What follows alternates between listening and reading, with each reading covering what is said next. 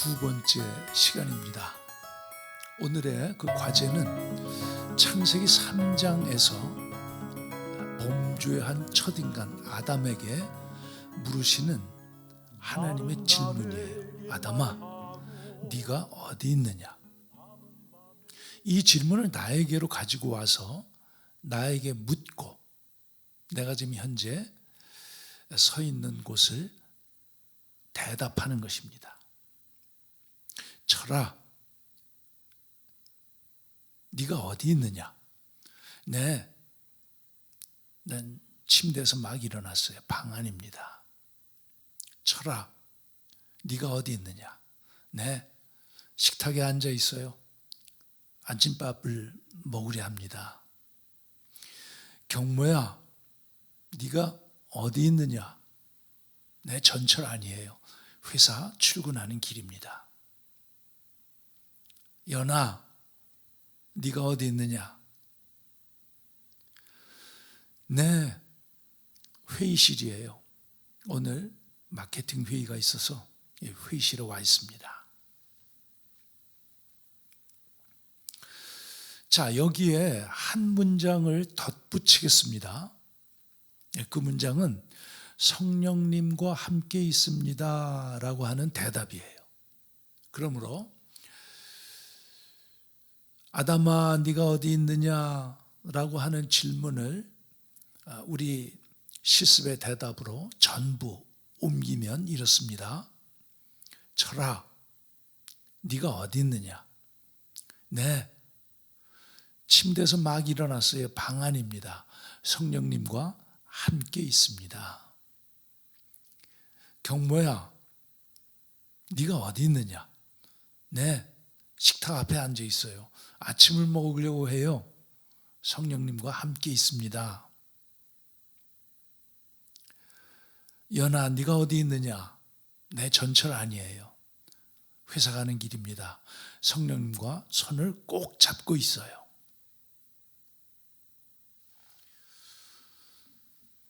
창세기 3장 9절에서의 이 하나님의 물음은 하나님께서 단순히 아담이 어디 있는지를 모르셔서 물으시는 질문이 아니죠. 하나님은 아십니다. 아담이 지금 어디 숨어 있는지, 또 아담에게 무슨 사건이 일어났는지를 전부 아십니다. 그럼에도 불구하고 네가 어디 있느냐라고 물으시는 것은 아담이 지금 자기가 있어야 될 자리, 자기가 가야 될 자리로부터 벗어나 있음을 아담 스스로가 깨닫게 하기 위해서 물으신 질문입니다. 아담은 하나님께서 정해주신 자기 자리가 있어요. 하나님께서 정해주신 자기의 길이 있습니다. 그것은 하나님께서 세상을 창조하시며 사람을 지으실 때 이 사람을 하나님을 대신해서 이 피조 세계를 다스리는 자로 지으셨어요. 그 다스림의 실제를 창세기 2장에서 말씀하시는데 하나님께서 아담의 손을 이끄시고 피조물에게로 다가가요. 그리고 그 피조물의 이름을 짓게 하십니다. 이것이 그 다스림의 그 실체예요. 여기서 아담이 있어야 할 자리는 하나님 앞입니다. 아담이 가야 하는 길은 하나님과 손을 맞잡고 동행하는 그 길입니다. 사람은 사람의 자리가 있고 길이 있습니다. 하나님께서 세상을 창조하시면서 사람을 지으실 때 사람의 자리, 좀 하나님 전이고 사람의 길, 하나님과 동행하는 길을 정해 주셨어요. 이 자리로부터 아담이 벗어났을 때 하나님께서는 그에게 물으십니다. 아담아, 네가 어디 있느냐? 여기에서 성령과 함께 있습니다라고 하는 그 대답은 굉장히 중요합니다. 이것에 대해서는 긴 설명이 필요한데 잘 설명을 들으시기 바랍니다. 이 창세기 3장 9절에 아담아 네가 어디 있느냐라고 물으시는 그 질문 앞에는 두 가지의 서로 상반된 사건이 있습니다. 먼저의 사건은 좀 전에 말씀드린 그 다스림의 사건이에요. 하나님께서 아담의 손을 이끄시고 생명체에게 다가가서 그 생명체의 이름을 짓게 하십니다. 이게 다스림의 사건이죠. 그러나 그것과 정반대의 반대되는 성격의 그 사건이 곧 이어서 나옵니다. 3장 초엽에 나오는 사건으로 그것은 뱀의 꾀임에 넘어가는 그 하와의 모습, 그리고 하와의 꾀임에 넘어가는 아담의 모습이 나옵니다. 소위 그 선악과 사건이라고 하는 이 사건을 통해서 최초의 인간인 아담은 악인의 꾀에 빠져서 죄인의 길에 들어섰습니다. 그리고 오만한 자리에 앉게 된 것을 볼 수 있습니다. 시편 기자가 시편 1편에서 노래한 것처럼 복 있는 자는 악인의 꾀를 따르지 않고 죄인의 길에 서지 아니하며 오만한 자리에 앉지 아니한다라고 노래합니다. 지금 다스림의 권세를 설명하는 자리는 복된 자리예요. 그 자리는 하나님 앞에 있는 자리이며 하나님과 동행하는 그런 길에 있는 자리입니다. 그러나 다른 한편의 자리, 악인의 꾀에 빠진 자리요, 죄인의 길에 들어선 자리요, 오만한 자리에 앉게 된 그 자리는 심판의 자리입니다. 그러므로 첫인간 아담은 복된 자리에 자리하기도 하며 심판의 자리에 자리하기도 합니다. 바로 이것은 하나님께서 우리 사람에게 자유라고 하는 능력을 주셨기 때문에 가능한 일입니다. 자유는 본능에 반한 자기 의지에 반한 것을 선택할 수 있는 그 능력이에요. 그것은 하나님께서 인간에게만 주셨습니다. 하나님을 대신해서 세상을 다스리라고 하는 그 다스림의 권세를 행사하기 위해서 자유의 능력을 주신 것입니다. 세상 모든 인간을 제외한 생명체는 다만 본능에 따라 움직여요. 또 소위 그 영계에 있는 그 천사들도 다만 하나님의 일만 할 따름입니다. 그러나 인간에게만은, 사람에게만은 복된 자리에 설 수 있는 선택도 할 수 있는 반면에 심판의 자리에 설 수 있는 선택도 할 수 있는 능력을 주셨어요. 자유를 주셨습니다. 그럼 우리는 이 자유에 대해서 조금 더 깊게 생각할 필요가 있습니다.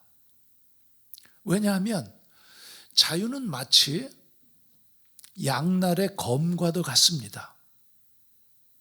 자유는 잘만 사용하면 그 다스림의 권세를 행사할 수 있는 그 능력이 되지만, 그러나 잘못 사용하면 하나님을 배반하고 악인의 꾀를 따를 수 있는 그런 능력이 되기 때문입니다.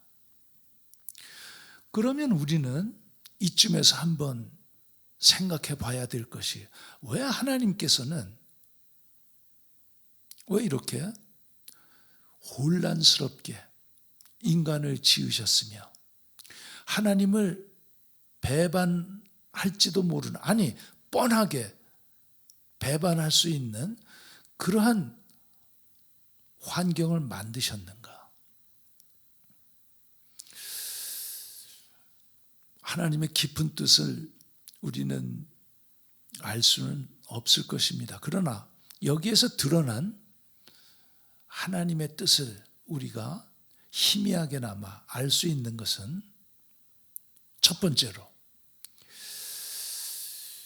하나님이 뜻하신 일, 그러니까 세상을 창조하시면서 이 세상을 이미 하늘에서 이루신 것처럼 하나님의 아름다움이 충만한 하나님 나라를 이루신다라고 하는 그 뜻을 세우시고 그 중심을 사람을 세워서 사람을 통해서 하나님 나라를 이루어 간다라고 할 때 하나님을 배반할 수도 있는 그런 위험성이 있지만 또 하나님 나라를 허물어뜨릴 수도 있는 그런 위험성이 있지만 하나님 나라를 위해서 절대적으로 자유라고 하는 이 능력이 필요하다는 것입니다. 위험성이 있음에도 불구하고 하나님 나라를 이루어가기 위해서는 이 자유라고 하는 능력이 필요하다는 것입니다. 또 하나는 그러면 이 자유의 능력이 꼭 필요하다라고 할 때 이 자유가 가지고 있는 위험성, 하나님을 배반하고 하나님 나라를 무너뜨릴 수도 있는 이 위험성을 감당하시고 그럼에도 불구하고 인간을 끝끝내 세우셔서 하나님 나라를 이루어 가시겠다라고 하는 모든 것을 인간의 이 실패까지도 품으시는 인간을 사랑하신 하나님의 지극한 마음을 우리는 확인할 수 있습니다. 하나님께서는 모든 것을 하실 수 있으신 분이에요.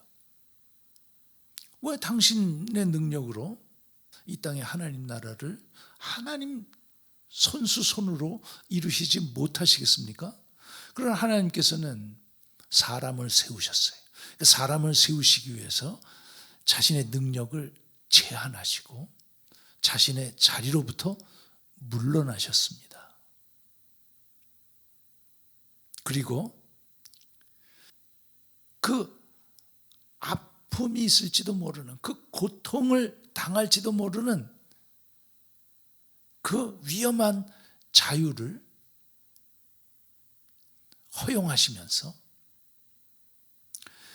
인간의 그런 악행과 실패와 모든 부조리와 모든 불합리와 모든 잘못된 탈선까지 하나님께서 한 몸에 품으시고 그럼에도 끝끝내 인간을 복된 자리에 세우셔서 하나님 나라를 이루신다라고 하는 그 하나님의 의지가 바로 이 자유를 부여하신 것에는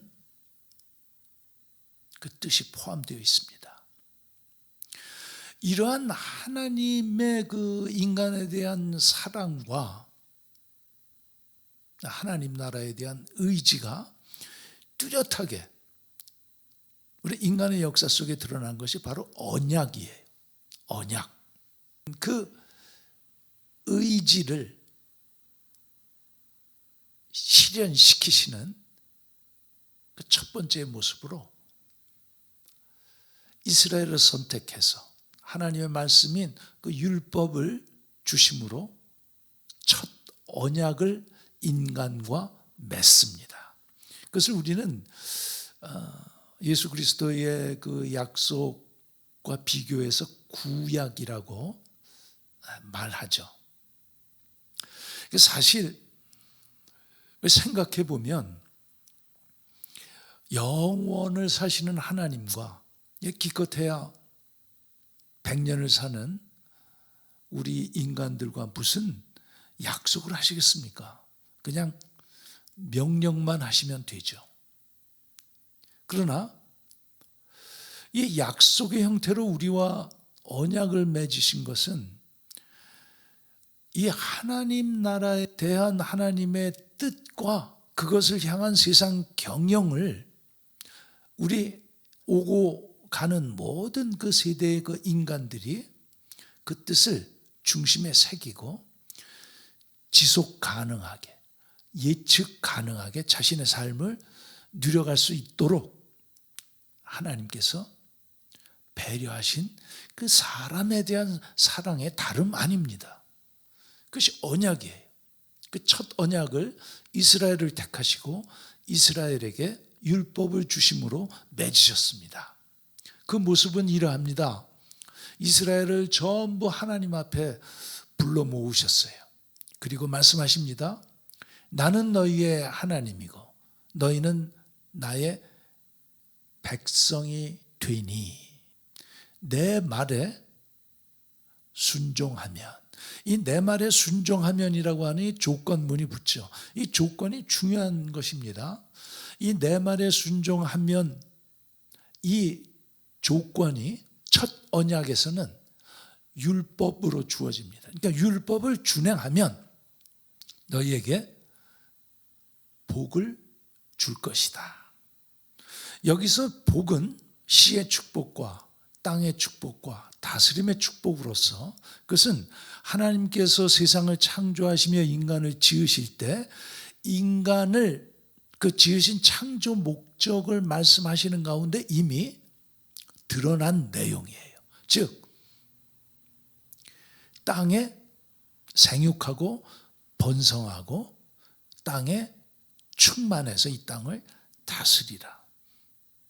생육하고 번성하는 것은 시의 축복이죠. 땅에 충만하고 땅을 정복하는 것은 땅의 축복입니다. 그리고 이 땅을 다스리라. 이게 다스림의 축복을 주셨어요. 그것에 대해서 첫 언약은 업그레이드한 버전이 나옵니다. 그러니까 버전 2죠. 너희가 내 말을 준행하면, 율법을 준행하면 너희의 자손들을 바닷가의 모래알처럼 많게 할 것이고 젖과 꿀이 흐르는 가나안 땅을 줄 것이며 너희를 통해서 세상의 하늘에 은혜를 내리겠다. 그러나 결과적으로 그 약속을 이스라엘은 지키지 못했습니다.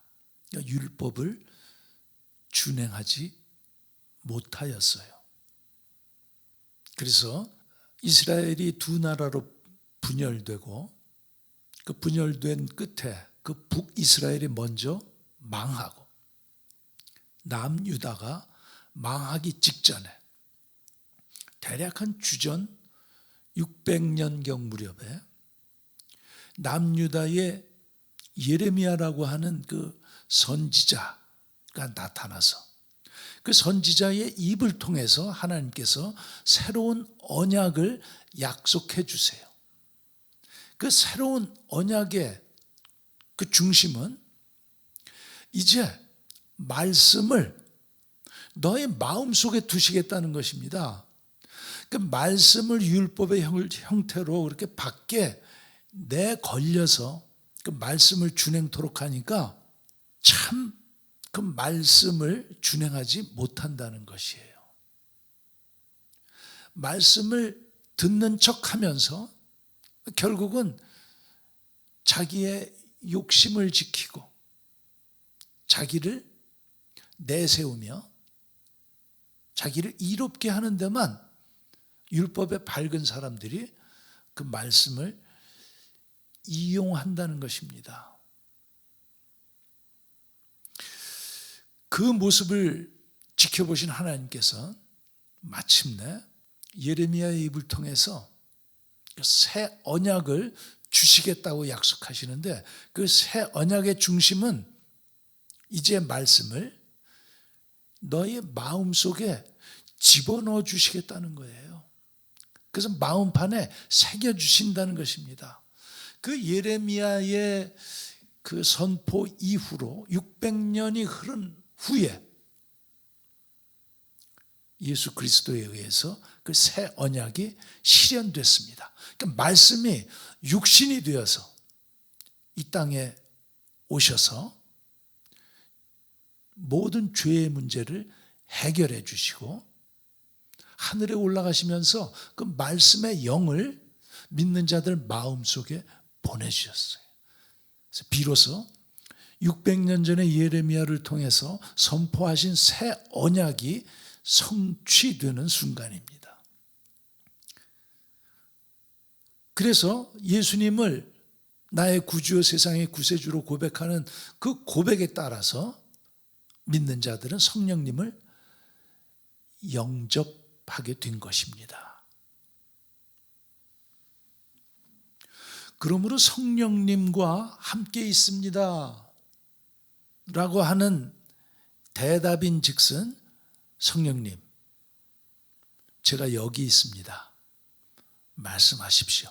그 말씀대로 따르겠습니다 라고 대답하는 것과 동일하다는 것입니다.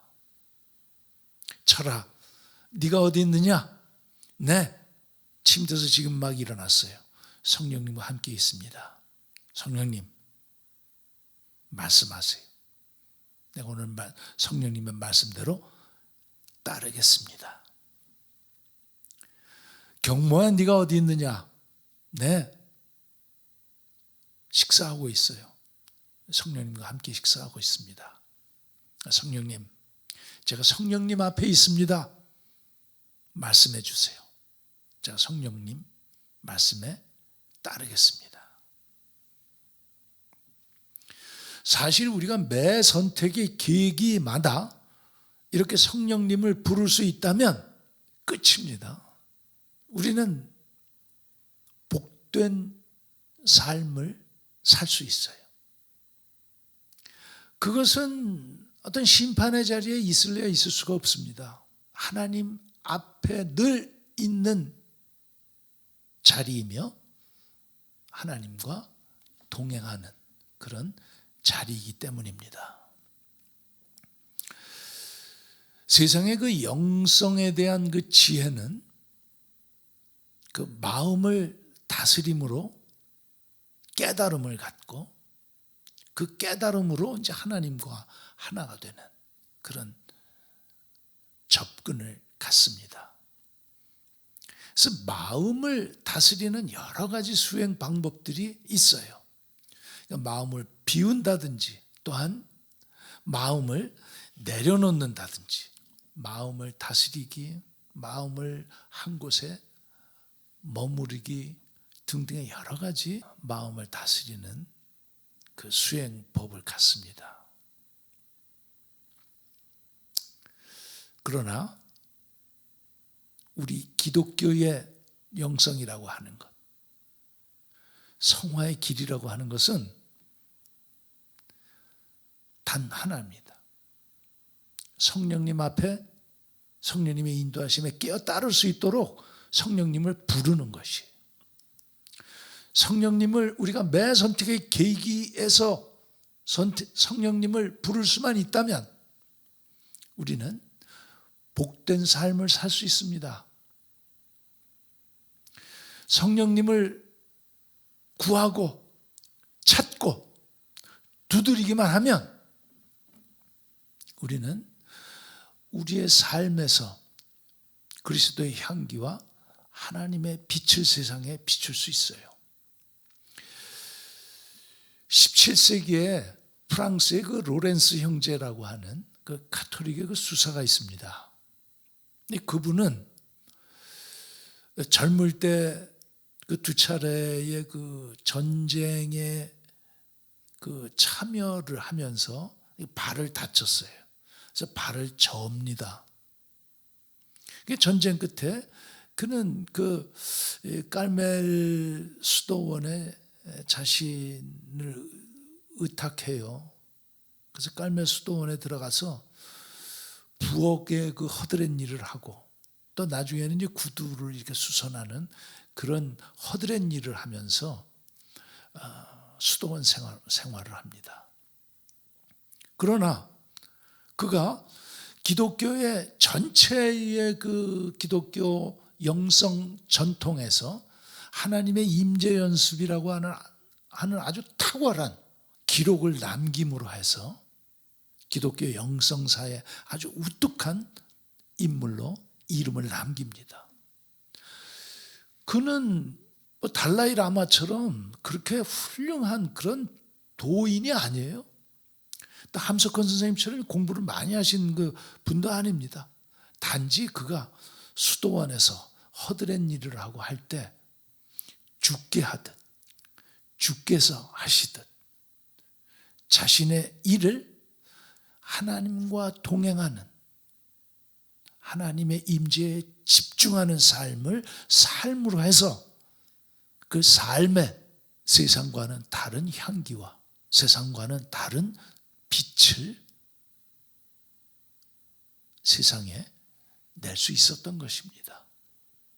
그러므로 멀리 그 로마로부터 그 높은 고위직에 있는 사람들이 그에게서 하나님의 빛을 쬐고자 하나님의 향기를 맡고자 그 알프스를 넘어서 프랑스에까지 먼 거리를 오고 가고 했던 것입니다. 기독교 영성은 바로 이것이에요. 어려운 문제가 아닙니다. 아주 지식을 많이 요구하거나 아주 혹독한 수련과 수행을 요구하거나 이런 것을 필요로 하는 것이 아니라 단지 하나님이 내 안에 계시다라고 하는 그런 믿음, 그리고 나의 모든 행동을 하나님 앞에서 한다라고 하는 그 실제를 가질 수만 있다면 우리 누구도 로렌스 형제와 같은 그런 하나님의 사람이 될 수 있습니다. 그러므로 여기 그 성화 훈련의 첫 번째 영역에서의 그 훈련의 과제도 여기에 맞춰져 있어요. 성령님을 부르는 것입니다. 성령님을 구하고 찾고 두드리는 것입니다. 이 지난 첫 번째 시습에서 우리가 무엇을 했습니까? 그것은 십자가 앞에서 세상을 향한 세 가지 내 삶의 신앙 고백을 하는 것으로 실습을 진행했었지 않습니까? 그 내 삶의 신앙 고백 끝에 자연스럽게 우리는 성령님께 기도로 연결하는 과정을 가졌습니다. 맞습니다. 나는 내 스스로는 하나님의 자녀된 삶을 살아낼 수 없습니다. 그러나 나보다 나 자신을 더 잘 아시는 하나님께서 그것을 아시고 내 안에 성령님을 보내주셨습니다. 그러므로 성령님께서 내 삶을 인도해 주시기만 하신다면 나는 하나님의 자녀된 삶을 살아낼 수 있습니다. 그렇게 고백하면서 성령님, 오늘 하루도 나를 인도해 주세요라고 하는 기도로 연결을 했었습니다. 오늘 실습도 마찬가지로 네가 어디 있느냐라고 하는 그 질문을 스스로 던지면서 내가 지금 여기 있습니다. 성령님과 함께 있습니다. 라고 하는 대답을 통해서 성령님과 동행하는 그런 실습을 하게 되는 것입니다. 마지막으로 한 가지만 더 말씀드릴 것은 이 성령님을 부른다는 것은 엄위한 문제입니다. 이것을 의식하셔야 돼요. 그러니까 질문은 즉각적인 그 행동으로 응답해야 하는 것입니다. 예를 들어서 내가 학교 수업에 들어가기 싫어서 수업을 빠지고 PC방에 가는 길입니다. 그때 내 내면에 그 음성을 듣습니다. 경모야, 네가 어디 있느냐? 그럴 때 나 PC방 가요. 성령님과 함께 갑니다. 그렇게 말할 수 있습니까? 학교 수업에 들어가지 않고 PC방 가면서 내 내면으로부터 경모야 네가 어디 있느냐라고 질문을 받으면 즉각적으로 발길을 교실로 돌려야 합니다. 그렇지 않겠어요? 그러니까 이 질문이 굉장히 우리를 즉각적인 행동으로까지 구속하는 그 엄미한 문제라고 하는 것입니다. 더 극단적인 예를 한번 들어보십시다. 노름꾼이에요. 회개해서 이제 그리스도인이 됐습니다. 그러다가 유혹을 이기지 못하고 하우스에 가서 이제 노름을 하게 됐습니다. 그때 내면의 음성을 듣습니다. 아무개야, 네가 지금 어디 있느냐? 이렇게 질문을 받았을 때, 네, 저 지금 노름장에 있어요. 화투를 치고 있습니다. 성령님과 함께 있어요. 이렇게 얘기할 수 있겠습니까? 만약에 이렇게 대답을 하면서 계속 화투짝을 만지작만지작거리고 있는다라고 하면 그것은 용서받지 못해요. 그것은 마태복음 12장에서 예수님께서 직접 말씀하시는 성령 모독죄, 성령 우롱죄, 성령 회방죄에 해당되는 그런 죄입니다. 그건 용서받을 수 없다고 그래요. 그것은 당연합니다. 하나님께서 우리 안에 들어오시기까지 어떤 대가를 치르셨습니까? 자신의 그 하늘 보좌를 버리시고 이 육신의 몸을 입고 이 땅에 오셔서 그 몸에 손과 발에 못 박히시기까지 그 고통을 당하시고 그 발가 박혀서 저 높은 십자가에 달리시기까지 하나님께서 그렇게 수치와 수모를 당하시면서까지 우리 안에 그 하나님의 영을 보내주셨는데 우리가 성령님과 함께 있습니다라고 하면서 우리가 있어서는 안 될 자리, 우리가 가면 안 될 길을 가고 있다라고 하면 그것은 하나님을 아주 우습게 보는 거죠. 예수님은 십자가에 2번 못 박는 일입니다. 그게 성령 회방죄예요. 모독죄고 우롱죄입니다. 그것은 용서할 수 없다고 그래요. 그러니까 이것에 대해서는 결기를 가지고 돌아서야 되는 그런 일입니다. 자연인도 그렇지 않습니까? 우리 역사에 김유신이라고 하는 그 위대한 장군이 있어요. 그가 그 얼마나 중요한 인물이냐 하면 태종부열 왕인 그 김춘추와 더불어서 그 삼국 통일을 이룬 그 위협을 달성한 그 장군 아닙니까?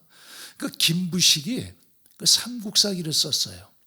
그 본기가 있고 왕이 아닌 그 신하들의 이야기를 삼국사기 10전에 기록했습니다.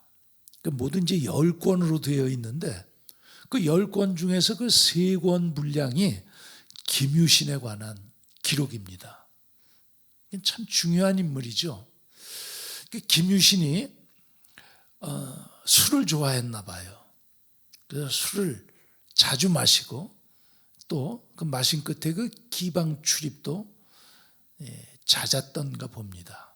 그런 끝에 기녀 그 천관녀라고 하는 기방집에를 이제 자주 드나들었고 그것이 이제 세인들의 입에 오르락내리락해서 마침내 그 어머니 그 만명부인의 귀에까지 들어갔습니다.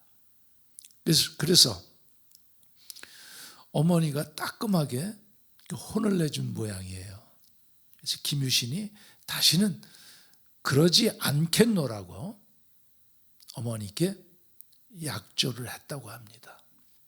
그런데 어느 날 술을 잔뜩 마시고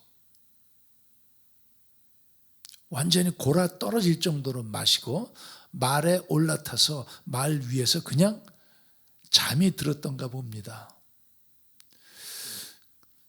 그래 주인이 아무런 사인이 없자 이 말이 터벅터벅 익숙한 그 길을 간 거예요. 거기가 기녀 그 천관녀의 기방이었습니다. 오래간만에 낭군께서 찾아오신 것을 보고 그 천관녀가 얼마나 기뻐했겠습니까? 그 소리에 잠에서 깬 김유신이 이 사태를 즉각 파악하고 바로 말에서 내려서 칼을 뽑아서 자기가 사랑하는 그 에마의 목을 단칼에 비고 뒤도 돌아보지 않고 집으로 돌아왔다는 것입니다.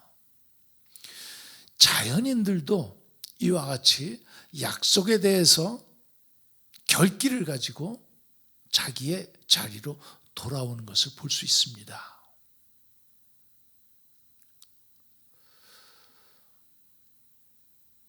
우리에겐 길이 있습니다. 우리가 그 길에서 벗어났을 때 우리는 결기를 가지고 이 길에서 돌이켜야 합니다. 즉각. 그래서 이 질문이 우리에게 필요합니다. 아담아, 네가 어디 있느냐?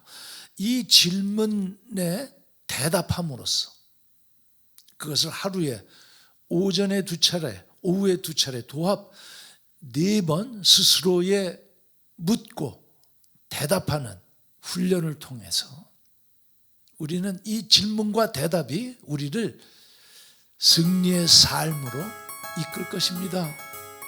그래서 마침내 성화의 길을 다 달려가도록 힘과 능력과 지혜와 소망을 덧입게 해줄 것입니다. 샬롬. 날은 날에게 말하고 밤은 밤에